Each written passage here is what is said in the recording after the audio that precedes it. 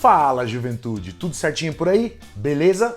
Bom, jovens, nós já falamos aqui no canal a respeito de algumas escolas literárias. Nós já falamos a respeito de trovadorismo, humanismo, falamos também do Renascimento, do classicismo. Hoje a gente vai avançar mais um pouquinho e a gente vai falar do Barroco. E tudo isso vai rolar, para facilitar a sua vida aí, em 6 passos específicos, 6 pontos importantes para você não perder nada a respeito dessa escola literária. Então, vem comigo, a bola da vez é o Barroco, leio, logo escrevo.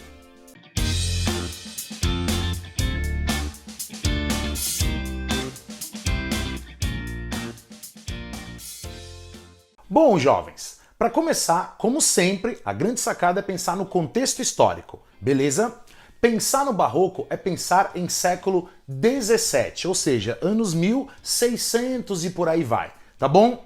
Aqui a gente tem uma novidade interessante se nós formos comparar aí o Barroco com as outras escolas literárias. Pensar em Barroco já é pensar em Brasil. Perceba que até agora a gente não tinha falado de Brasil ainda, por uma questão muito óbvia, uma questão cronológica, beleza? Agora a gente começa a falar de Brasil, então teve Barroco na Europa e já teve Barroco no Brasil também. E a segunda coisa que você tem que saber sobre esse período aí, sobre essa escola literária, o Barroco, é que o Barroco, pessoal, surgiu no contexto da Contra-Reforma. E o que é isso exatamente? Para entender Contra-Reforma, a gente tem que voltar um pouco no tempo, e aí você vai pensar nos outros vídeos que rolaram aí a respeito das outras escolas literárias, e você vai pensar comigo que lá na Alta Idade Média, durante o trovadorismo, o que mandava e desmandava era a Igreja Católica Medieval. Ou seja, o pensamento era teocêntrico, Deus no centro de tudo. A sociedade foi evoluindo e no humanismo, principalmente no Renascimento, a coisa começou a mudar ali para o antropocentrismo. O ser humano agora se colocando no centro das questões através da ciência, do intelecto, através da razão. Lembra comigo, falei sobre isso lá no vídeo de Renascimento, tá? Uma das ideias que começaram a rolar com muita força lá no período, passagem do humanismo para o Renascimento, pessoal, foi a Reforma Protestante. Tá? Ou seja, muitos dogmas da Igreja Católica começaram a ser questionados, rejeitados, a galera começou a ler a Bíblia que agora estava traduzida e a galera começou a entender várias coisas e questionar várias coisas, não é? Todo esse questionamento a gente chama de Reforma Protestante. Você manja, você já estudou isso aí. A Igreja Católica, por sua vez, claro que ela não ficou simplesmente parada vendo o bonde andar e o poderio, o poder dela declinando, ela ia ficar por isso, ia deixar por isso mesmo? Claro que não, ela reagiu. Então ela organiza o que a gente chama de Contra-Reforma, ou seja, o Barroco ele surge num contexto em que a Igreja Católica estava fazendo de tudo para tentar recuperar a sua influência, o seu poder sobre a sociedade, tá? Isso vai gerar muito conflito na sociedade, muitas crises intelectuais. Pensa que durante o Barroco o ser humano estava entre o poder da igreja e o poder da razão. Então a gente tem o contexto da Contra-Reforma em torno aí do Barroco. E aí, jovem, como eu acabei de falar a respeito dessa Contra-Reforma e tal, citei aí rapidinho o que a gente vai usar para falar do terceiro ponto, da terceira coisa aí que você precisa saber. O Barroco é um momento, é um período histórico, é uma escola literária marcada pelo conflito, pela crise existencial do ser humano lá do período Barroco. É isso mesmo que você está entendendo. Imagina só, que a gente tem nesse período um ser humano que por muito tempo estava vivendo ali pensando que a igreja era tudo, representava tudo, os ideais cristãos, católicos e tal. De repente a sociedade começa a mudar, entra antropocentrismo, a ciência começa a se mostrar, aí o ser humano começa a entender que a ciência é importante, que os dogmas da fé, da religião, muitas vezes podem ser questionados e tudo mais. E aí, de repente, a igreja vem e tenta recuperar tudo isso de novo e aí mostrar que a fé, na verdade, é mais importante. Mano do céu, a cabeça do ser humano barroco tava assim, pilhada. Pensa num ser humano que tava muito louco, velho. Tá entendendo, mais ou menos, então, a zica que tá rolando na cabeça do ser humano barroco. Então, período marcado pela crise, é um período muito complexo. E aí é que vem a sacada. a arte produzida pelo ser humano barroco, né, seja na pintura, na escultura, na literatura, não importa, era uma arte também marcada por essa complexidade, tá? Por essa dualidade, beleza ou não? Tá? Por essa tensão entre ideias aí. Então, se no período barroco, se no contexto histórico a gente tem ali fé versus razão, por exemplo, né? Na arte a gente vai ter tudo isso. Então a arte vai trazer temas como a fé versus a razão, o bem contra o mal, claro versus escuro, percebe? A gente vai ter uma série de dualidades, muitas tensões de ideias. Tudo no barroco vai refletir então essas tensões, essas crises, beleza?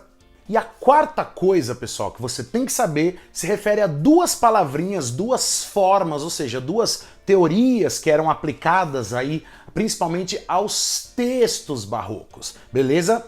Eu tô falando da teoria chamada cultismo e da teoria chamada conceptismo. O que é isso exatamente? Pessoal, cultismo nada mais é do que o culto às palavras, beleza ou não? Então o cultismo se refere a um jogo de palavras, por isso que aparece muito na literatura a ideia do cultismo, né, na literatura barroca. Então quando você pegar um texto e perceber que você tem um jogo de palavras, uma palavra brincando com a outra, uma palavra tentando rimar com a outra, uma palavra fazendo um jogo um jogo oposto com a outra palavra, uma palavra e o seu antônimo, ou às vezes até o seu sinônimo, esse jogo de palavras, então, se refere a essa teoria que nós chamamos de cultismo.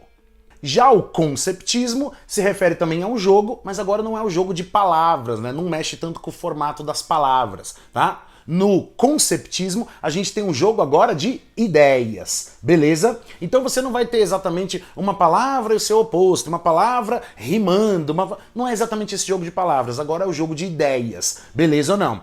Então no conceptismo você tem uma tentativa de argumentação muito sofisticada, né? O autor vai tentar ganhar o leitor através desse jogo de ideias, através do jogo do intelecto, através de um jogo argumentativo.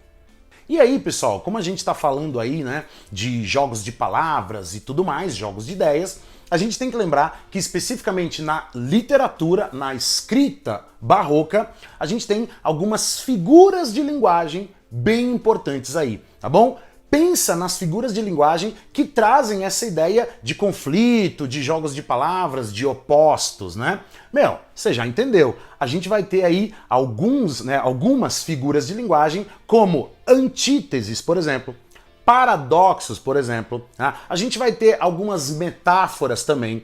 A gente vai ter a ideia da sinestesia, não é? Sinestesia, a mistura entre sentidos, entre sensações. Dá para citar também o hipérbato, que é aquela inversão sintática, né? Quando você pega lá sujeito, verbo, complemento e inverte tudo, coloca o sujeito lá para trás, o verbo lá na frente e tal, a gente tem um hipérbato, beleza?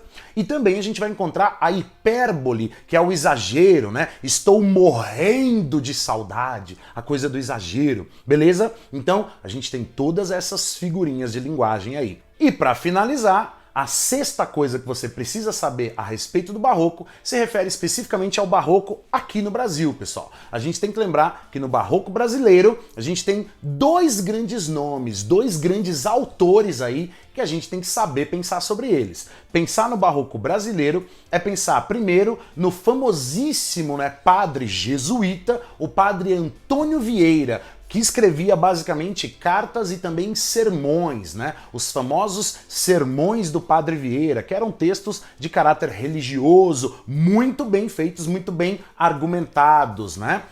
E aí a gente tem nos textos do Padre Vieira, basicamente uma estrutura em prosa, eram textos divididos em parágrafos, beleza? E ele trabalhava muito com a escrita conceptista, ele era mais do jogo de ideias. E além do Padre Vieira, a gente tem também agora um poeta, né? O famosíssimo poeta Gregório de Matos Guerra, ou simplesmente conhecido como Gregório de Matos.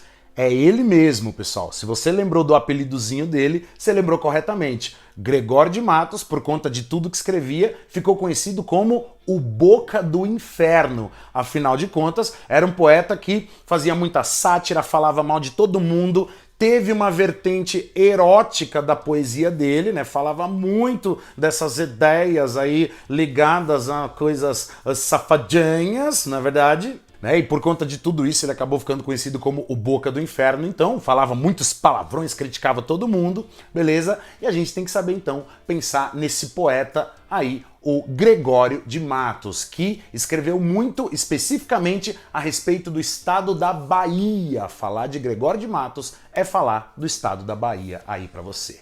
Beleza, jovem?